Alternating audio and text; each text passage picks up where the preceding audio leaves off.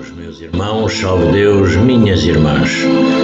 Aqui nos encontramos é mais uma rica e feliz oportunidade. Hoje, dia 11 de março de 2020. Graças a Deus.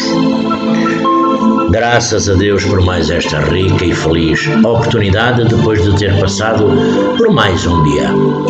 Um dia de bênçãos, de iluminação nos nossos espíritos, na nossa caminhada e na nossa jornada. Então vamos pedir a Deus Pai Todo-Poderoso neste instante que os planos, os mundos espirituais nos possam assistir, nos dando todas as condições de dias melhores em nossas jornadas. Então vamos, neste instante, nos harmonizar, pedindo a Jesus Divino e Amado Mestre, ao grandioso Simiromba de Deus, nosso Pai Seta Branca, que ilumine a nossa caminhada, jornada, o nosso sol interior, que nos dê as forças necessárias para prosseguirmos nesta jornada crística, pedindo as bênçãos desse grandioso povo de Cachoeira, povo das águas,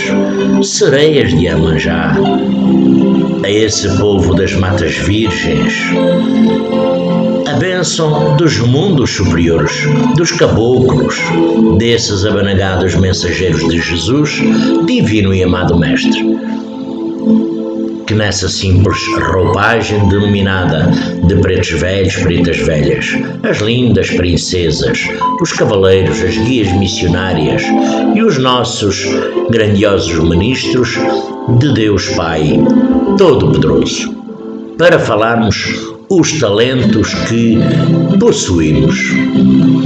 Nosso Pai Celestial, na sua bondade infinita, nos confiou dons ricos de propriedades especiais para favorecer a nossa evolução.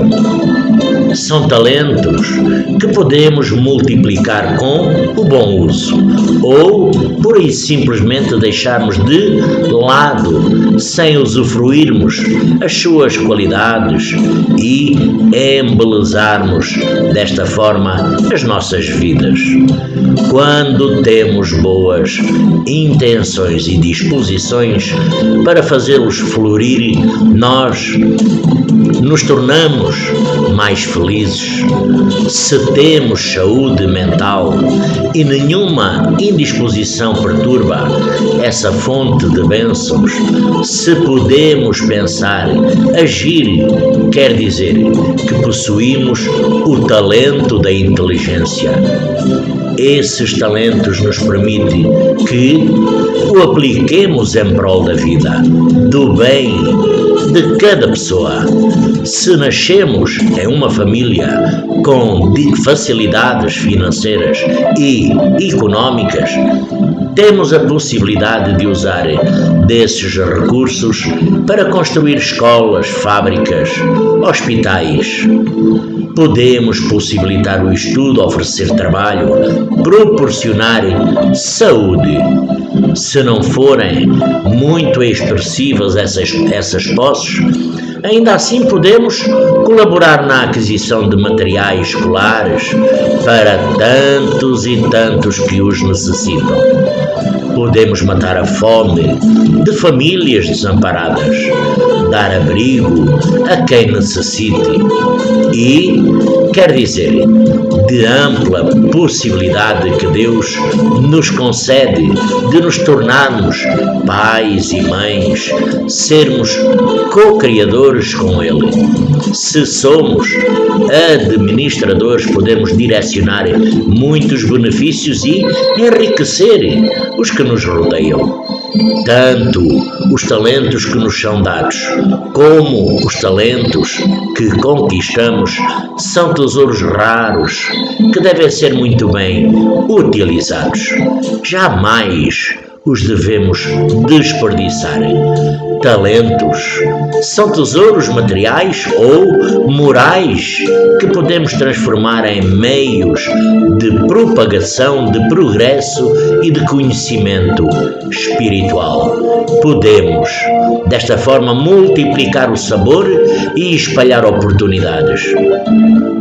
Podemos nos servir dos talentos, dos conhecimentos que conquistamos e dividir com quem tenha sede de saber, ou simplesmente acioná-los e melhorar o padrão de vida de outras pessoas, esclarecendo-as, tirando-as da ignorância em que se encontram. Podemos tomar dos talentos, dos sentimentos e promover o renascimento da esperança nos corações. Fazer a alegria das crianças, fazer a alegria de idosos com nossas presenças, com nossos afagos. Podemos aquecer a alma que se deixou gelar de desesperança. Podemos utilizar os talentos da nossa boa vontade para espalhar o sorriso amigo e cumprimento afável, o abraço caloroso. E nos servir da alegria para injetá-la na alma depressiva, no coração amargo, no parceiro triste. Todos possuímos talentos, visíveis ou ocultos. Estão à espera de que os utilizemos. A decisão nos cabe, a escolha nos pertence. Saibamos multiplicá-los, fazendo bom uso de todos eles, acionando-os a benefícios de terceiros, multiplicando-os exatamente como fez o administrador. Providencie. Na parábola dos talentos narrada por Jesus, finalmente, tenhamos em mente que a felicidade que espalharmos se fará a nossa felicidade. E essa felicidade, talvez hoje, tenhamos despertado pela manhã com o coração oprimido com a sensação estranha e o dia cinza, mas tenha reforçado o nosso sentir desanimado. Recordemos, porém, que é apenas mais uma manhã. Tudo lá fora está sob as nuvens cinzentas, mantém as mesmas cores de ontem. E não precisamos nos obrigar a estar sempre radiantes e ensolarados de dentro. Podemos aceitar os dias chuvosos e os ensolarados como parte das estações, sem grandes choques emocionais. Talvez hoje tenhamos esperado algo de alguém e essa pessoa não nos tenha correspondido. Pensemos que talvez exista outro ser pensando o mesmo a nosso respeito. Assim, ofereçamos novas chances, sabendo que as pessoas são diferentes, que não sentem como nós, que não pensam com o nosso pensamento. Talvez hoje o nosso corpo tenha-nos dado algum sinal de desequilíbrio através da dor ou desconforto. Antes de qualquer atitude imediata de busca por medicação que tire o sofrimento ou resolva a questão rapidamente, reflitamos sobre as causas da instabilidade física, pois elas sempre estarão na alma. Não adiantará resolver o efeito se a causa persistir. Atendamos a um e a outra. Talvez hoje alguém vá nos testar a paciência, a compreensão ou a indulgência. Não nos coloquemos em posição de vítima. Imaginemo-nos como o aluno na escola, que deve estar sempre preparado para as provas surpresa, aquelas que os professores nunca avisam que farão. Talvez hoje apareça algum coração amigo impondo-nos quadros de pessimismo e perturbação relativamente às dificuldades do mundo, embora nos compadecendo da criatura que se entrega ao derrotismo e ao desânimo, poderemos ser aquele que aponta a renovação para o bem que a sabedoria divina promove em toda a parte. Talvez hoje notícias menos agradáveis venham nos provocar inquietações e traçar-nos problemas. No entanto, conservemos a própria paz e não nos desliguemos das nossas orações e pensemos de otimismo e esperança. Talvez hoje tudo pareça contra nós, mas prossigamos compreendendo e agindo em apoio do bem, guardando a certeza de que Deus está conosco e de manhã será outro dia. Este é o mundo das aflições. O hospital-escola, o planeta Terra, propicia a todos os seus habitantes a oportunidade do tratamento, da cura e da educação. No coração, pelas vicissitudes e decepções da vida, retornemos passo a passo à origem dos males que nos torturam e verifiquemos se as mais das vezes não poderemos dizer: se eu houvesse feito ou deixado de fazer tal coisa, não estaria em semelhante condição. A quem, então, temos de responsabilizar por todas essas aflições, senão a nós mesmos? Somos nós, pois, em grande número de casos, os causadores de nossos próprios infortúnios. Mas, em vez de reconhecermos isso, achamos mais simples, menos humilhante para a nossa vaidade, acusar a sorte, a providência e a má fortuna, a má estrela, quando a má estrela não é apenas o nosso desleixo. Desta forma, temos tantos deuses. Afinal, que é Deus? A pergunta objetiva e profunda, em significado e complexa no exercício de respondê-la. Em uma síntese exemplar, os Espíritos nos ensinam que Deus é a inteligência suprema e a causa de todas as coisas. E como entender Deus? Se defini-lo é um exercício complexo, entendê-lo é um exercício individual, fruto da reflexão e compreensão da própria vida. Houve tempos em que a humanidade não acreditava em um único Deus, mas em vários deuses, confundindo as obras da natureza com a própria divindade. Eram os tempos em que se imaginava que a erupção do vulcão era a manifestação de um Deus raivoso. A chuva e os trovões eram outros deuses, exibindo a sua força, ou ainda que os rios apresentavam, na sua grandiosidade, as facetas de outro Deus. Em épocas passadas, acreditava-se em deuses humanizados de tal forma que apresentavam nas suas vaidades vinganças e tramas, um reflexo do próprio homem. Foi com Moisés que adquirimos o conhecimento do Deus único, contribuindo para o amadurecimento da percepção divina. e da divindade.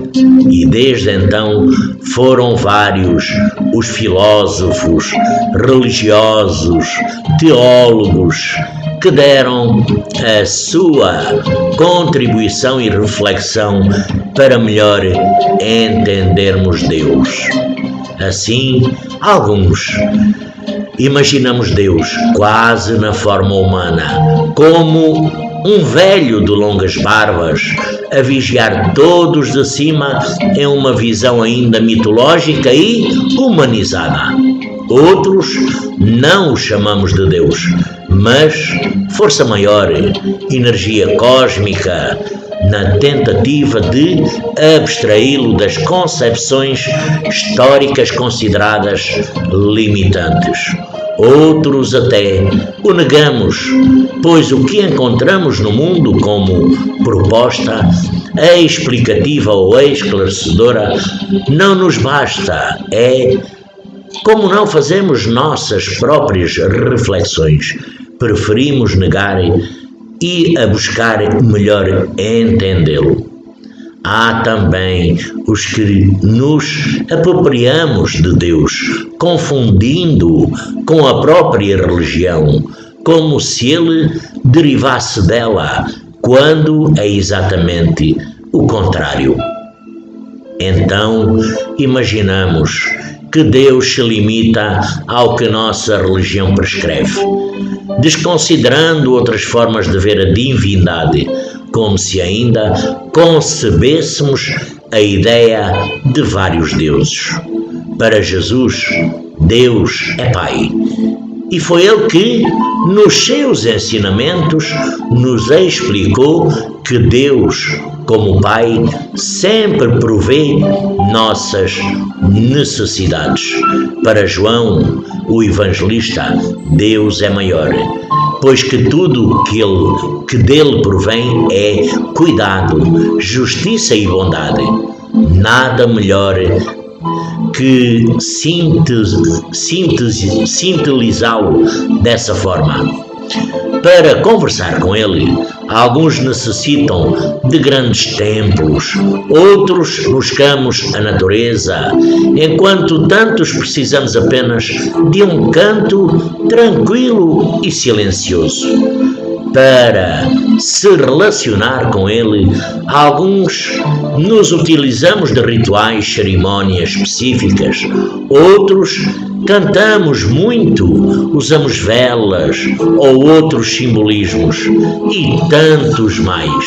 Apenas nos servimos do coração.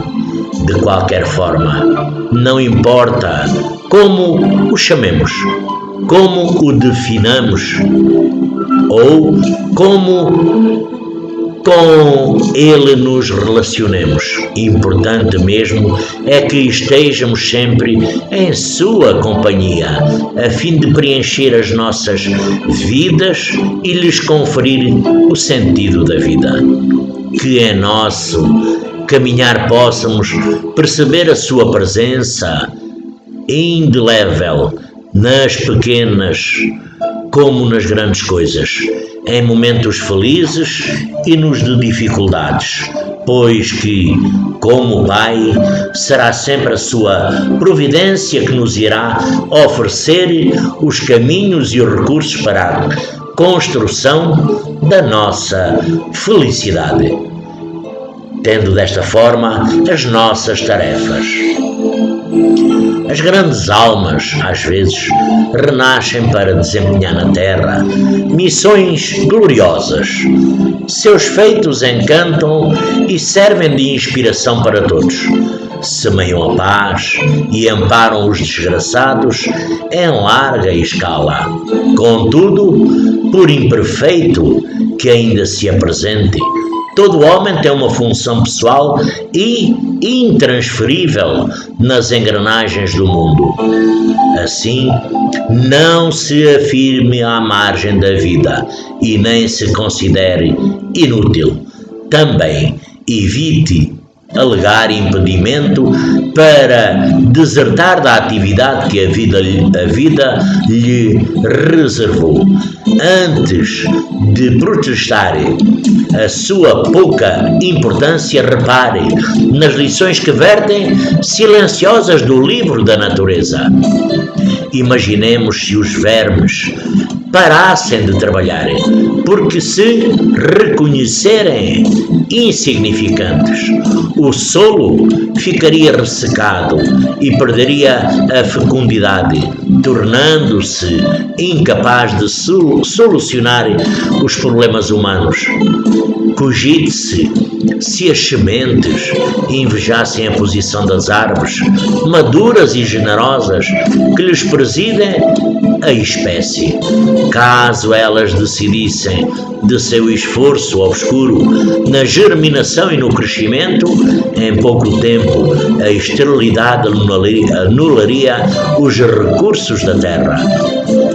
Suponha que as papoilas deixassem de produzir em atitude de revolta contra aqueles que lhe deturpam a essência nos mercados do ópio. Deixaria de haver alívio para as dores de incontáveis enfermos desesperados. Pense, se as fontes singelas fugissem de sustentar os grandes rios e as grandes, formidáveis represas, a pretexto de serem humildes em excesso, haveria prejuízo geral, com falta de preciosa energia com que a humanidade conta. Com a mente nessas lúdicas imagens, reflita-me seriamente sobre a sua posição no mundo. Honre o posto de ação em que foi localizado, por singelo que ele lhe pareça.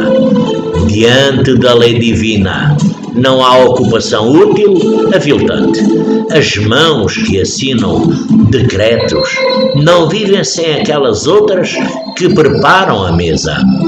Os braços que conduzem arados são apoios dos que movem máquinas poderosas. O suor na indústria verte para sustento e conforto de todos. O asseio na rua é proteção à comunidade. Por gloriosa que pareça a posição de determinado homem, ele necessita do apoio de incontáveis outros mais humildes. O bem é sempre resultado do esforço geral. O relevante é saber se tornar útil com os recursos que possui. Não compensa invejar as facilidades alheias e com isso tombar na ociosidade. Por pequenos que pareçam os seus talentos, movimente-os no bem. Se suas tarefas se afiguram singelas, honre-as ainda assim. Não se ocupe em colecionar rótulos passageiros, sem utilização proveitosa e digna. Também não se atrapalhe ao assumir muitos compromissos ao mesmo tempo. Importa, acima de tudo, fazer bem o que se deve fazer. Graças a Deus. E temos, desta forma, o teatro da vida.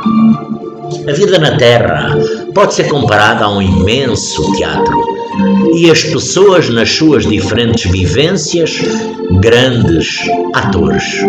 Neste palco colorido da vida e cheio de emoções, ora esbarramos em personagens muito bonitas e cheias de charme, ora nos deparamos com cabeças coroadas a esbanjarem o seu orgulho.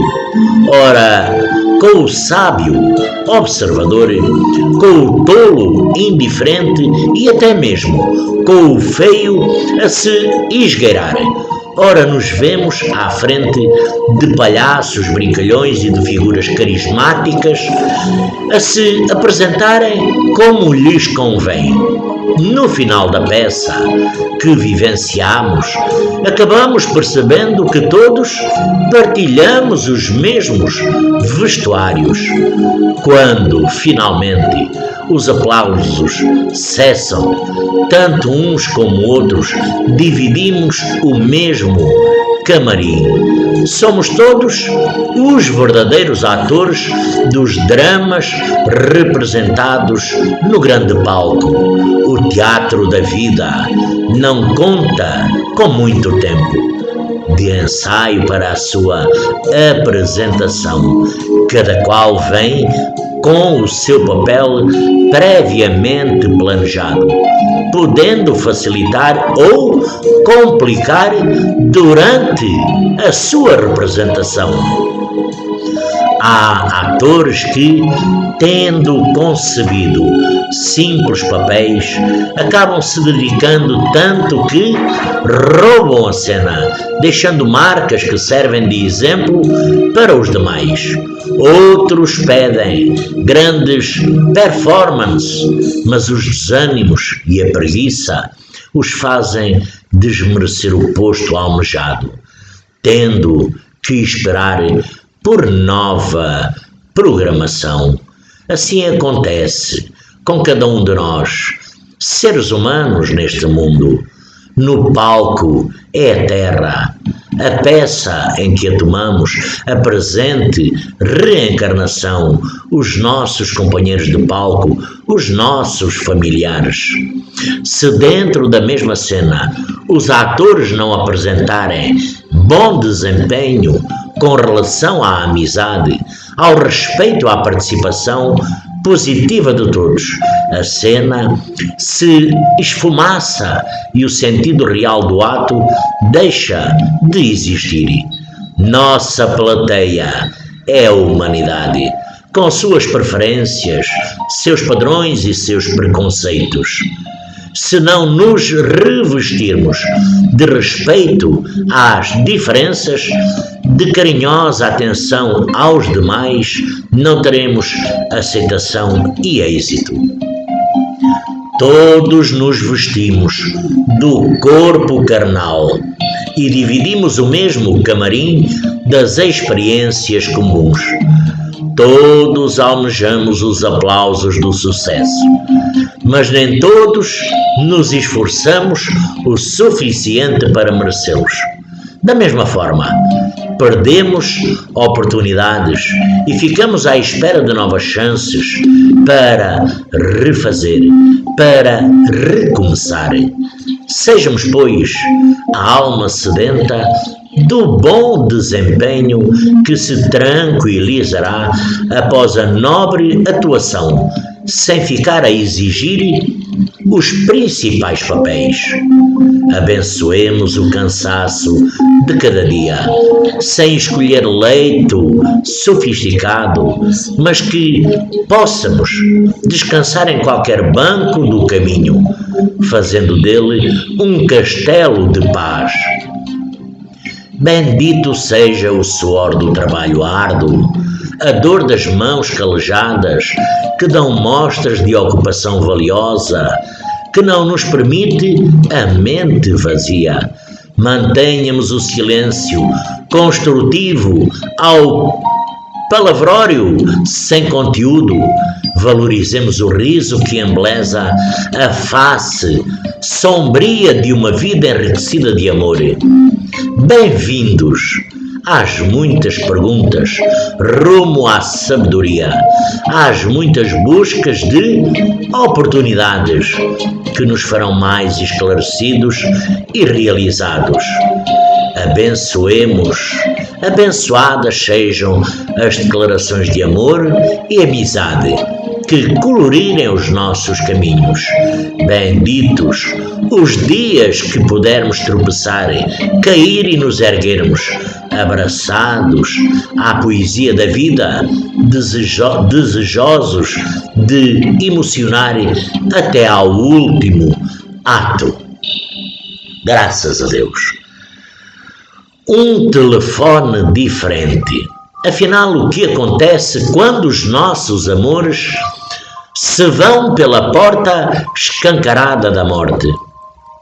Aqueles de nós que guardamos a certeza da vida que não acaba, choramos e oramos. Oramos pelo bem-estar deles, oramos por nós mesmos, a fim de que as vibrações da prece nos tragam lenitivo à saudade. Aqueles, no entanto, que não têm o apoio da crença na imortalidade, sofrem muito mais. Será que os amores prosseguem vivendo? Se continuam a viver, eles nos veem, nos ouvem, podem se comunicar.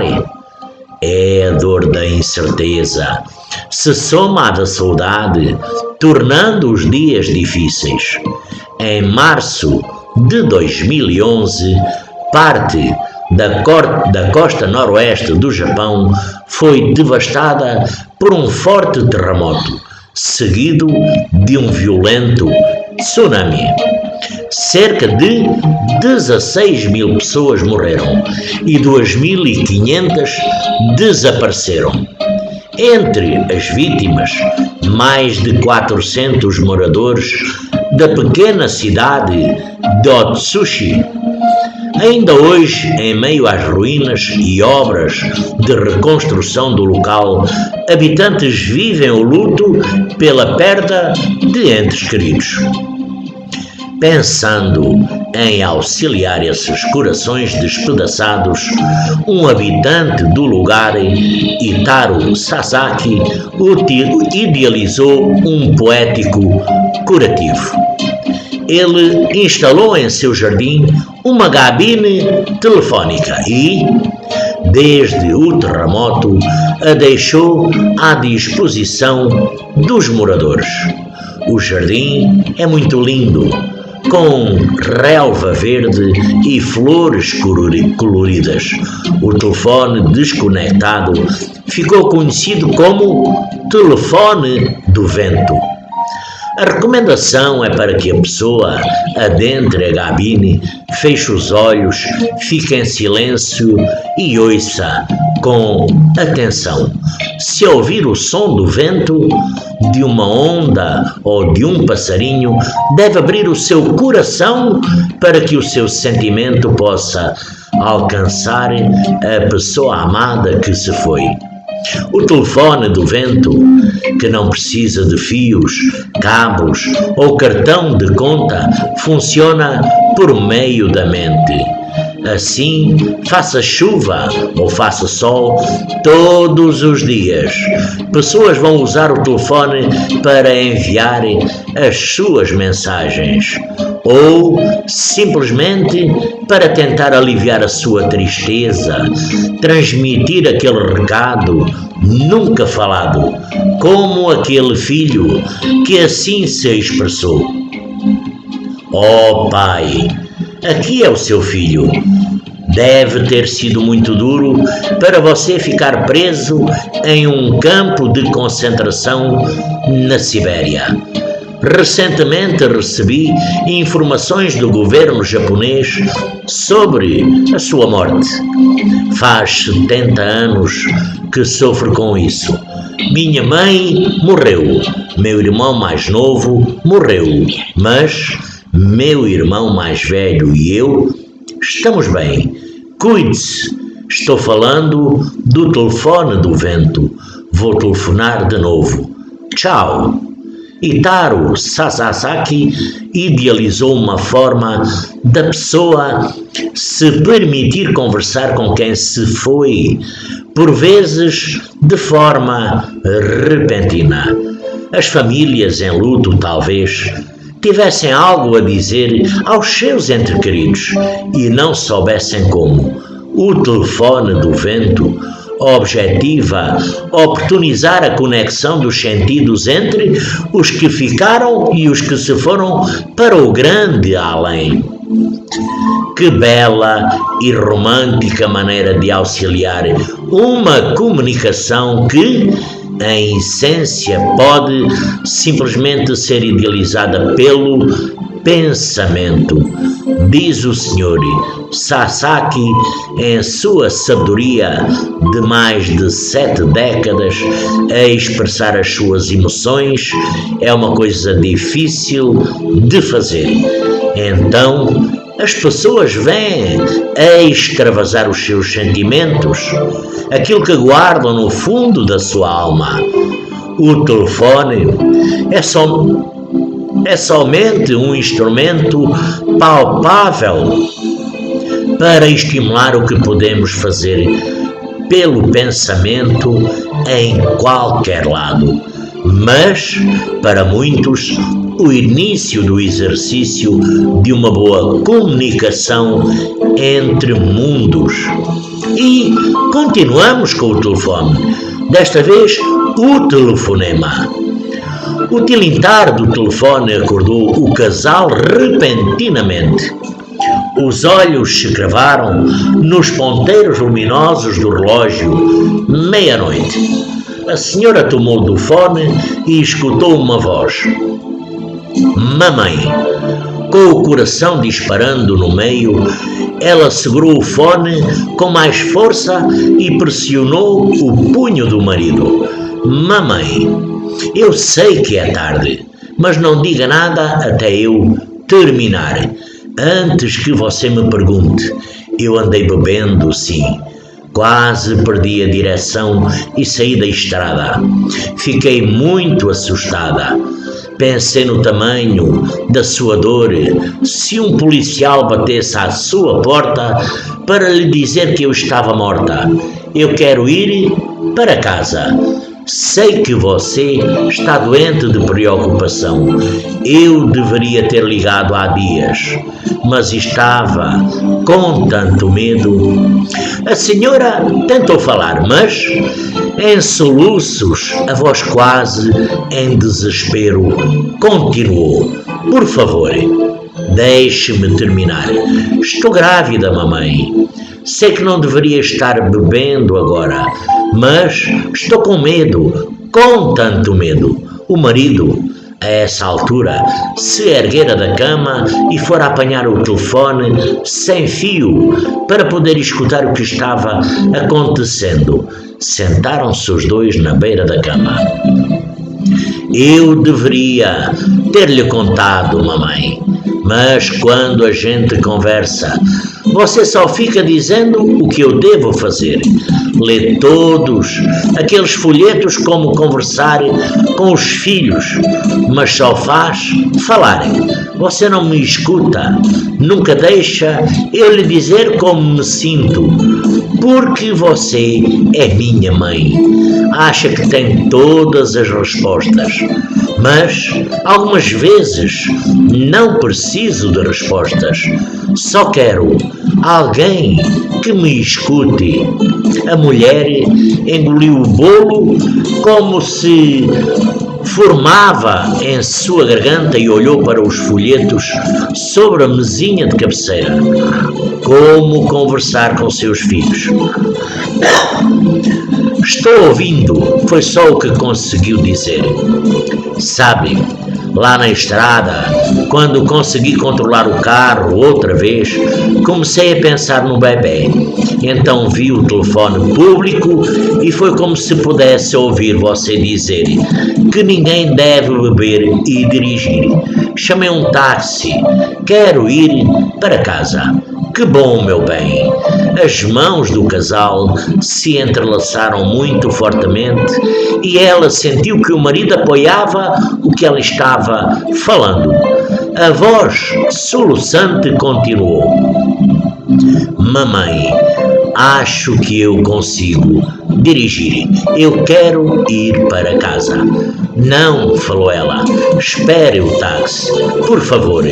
O silêncio se fez. Depois ela ouviu o barulho de um carro chegando. O táxi chegou. Disse a garota. Estou indo para casa, mamãe. E desligou o telefone. O casal, com lágrimas a escorrer pelas faces, atravessou o corredor e se encaminhou para o quarto da sua filha de 16 anos, que dormia aconchegada entre as cobertas. O silêncio sombrio fazia pesar o ar. Precisamos aprender a escutar, disse ela. Ela a virou para que ela o pudesse encarar. E vamos aprender. Você vai ver. Abraçaram-se e ela afundou a cabeça no ombro dele. Será que aquela garota algum dia vai se dar conta de que discou o número errado? E a mulher disse ao marido: talvez não tenha sido tão errado assim.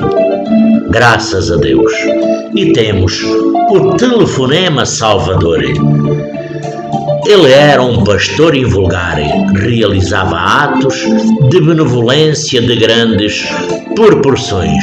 Era conhecido pelo seu coração bondoso e a sua cordialidade. Onde quer que estivesse, abraçava e beijava estranhos, perguntava os seus nomes e números de telefone. Sempre dizia: como é bom conhecer você. Quero saber tudo a seu respeito. Dê-me o seu nome e o seu número de telefone e eu lhe telefonarei. As anotações eram feitas em tiras de papel, guardanapos descartáveis, cartões de visita e tudo era enfiado nos bolsos da calça e do paletó, sempre cheios. Quando as pessoas viam aquele enorme volume de anotações com nomes e telefones, ficavam-se perguntando se valeria a pena dar o número do telefone para o pastor. Algumas acreditavam que, ao chegar em casa, ele jogava tudo aquele lixo, mas os telefonemas aconteciam. Por vezes, alguns minutos depois ou horas mais tarde, às vezes levava anos. No ano de 1980, um estranho deu o número do telefone ao pastor. Foi durante um concerto. O homem esperou e esperou e nada, nenhum telefonema. Ficou muito desapontado e pensou que aquele pastor era um grande cara muito famoso e ocupado. Claro que jamais lhe iria telefonar. 10 anos se passaram. Então, numa manhã, o telefone tocou. O homem nem queria atender. Estava tão desesperado que não desejava falar com ninguém. Entretanto, o telefone tocou com tanta insistência que ele resolveu atender. Olá, irmão, disse a voz do outro lado. Como vai? Era a voz jovial do pastor. O homem ficou estarrecido. O que é que fizera o pastor telefonar 10 anos depois? A resposta não se fez demorar. Bem, eu estava procurando um livro para estudar. Um livro que não uso há muito e muito tempo. Quando o encontrei e abri, caiu um papelzinho de dentro dele, onde estavam escritos o seu nome e o seu número de telefone. Achei que era um sinal de Deus e resolvi ligar para você de imediato. O homem sentiu que uma descarga elétrica lhe percorria o corpo e a alma. Mal conseguia balbuciar a frase: pastor, você ligou bem a tempo. Olhou para o laço de corda que estava pendurado no teto e para a cadeira que estava debaixo dele. O telefonema do rabino lhe salvou a vida. Você sabia que em cada 100.000 habitantes do nosso país, 3 buscam a morte de forma voluntária e que o país com o maior índice de suicídios é a Estónia, com 41 suicídios por 100 mil habitantes. No Japão são 26 e 12 nos Estados Unidos. E como a narrativa demonstra por vezes basta uma simples palavra para deter o gesto impensado e destruidor da vida. No mundo atual, com tantas indiferenças e problemas, as pessoas andam em desespero. Muitas vezes é bom estarmos atentos para determos a tempo um gesto de loucura de alguém que deseja pôr fim à própria existência. Para isso é preciso olhar ao redor, não somente para a frente. Mais do que isso, é preciso aprender a olhar com olhos de ver, a fim de descobrir as dores ocultas nos olhos mudos e nos gestos trêmulos dos que nos cercam, nos servem e convivem conosco. Graças a Deus. E para terminar, temos as nossas telhas de vidro. Nem sempre a vida segue o curso que se deseja, que se espera. Assim foi com Raquel. Depois da morte de seus pais, ela, ainda bem moça, deixou a cidade em que nascera para morar na fazenda com os tios que mal conhecia. Moraria na casa que havia sido construída por seu bisavô há muito e muito tempo. Era uma casa muito antiga e a maior parte dos móveis eram peças pesadas e escuras que ali estavam há mais tempo do que as pessoas saberiam dizer. Seus tios eram pessoas simples, acostumadas com a vida que sempre viveram, desconfiados, contudo, que pudesse alterar a rotina que lhes dava a segurança. A chegada de Raquel representou para eles um certo transtorno, onde ficaria instalada a sobrinha. Como não havia um cômodo mais apropriado, deram-lhe um quarto pequeno que ficava no sótão. Nem o tamanho reduzido, nem o cheiro de mofo incomodaram Raquel. O que a entristecia naquele quartinho abafado era apenas o facto de não ter janelas. Não se podia ver o sol, nem o céu, nem as árvores do quintal ou as flores do jardim. A luz limitava-se a entrar timidamente pela porta.